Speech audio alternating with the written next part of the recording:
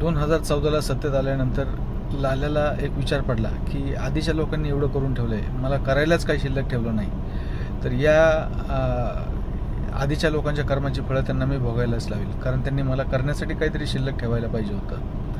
त्यामुळं लाल्या काय म्हणलं, आता ह्यांनी मला करायला काही शिल्लक ठेवलं नाही ना, तर मग ह्यांनी केलेल्या गोष्टी मी कशा नासवतो, त्याचे नाव बदलतो बघा आता.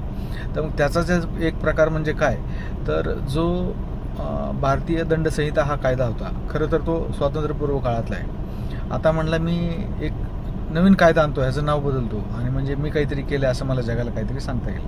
मग त्याने आणलं भारतीय न्यायसंहिता, सगळं सारखंच, फक्त खालचं वरचं खाली एवढं लाल्याने केलं. पण ह्यातून जनतेचं काय नुकसान झालं आहे, ह्यातून जनतेचं असं नुकसान झालं आहे की साध्या एका पोलीस कर्मचाऱ्याला प्रशिक्षण देण्यासाठी तुमचे आमचे 50,000 ते 60,000 रुपये खर्च होतात, आणि तो जर वरच्या दर्जाचा अधिकारी असला तर त्याच्यावर लाख रुपयापेक्षा जास्त खर्च होतो आहे.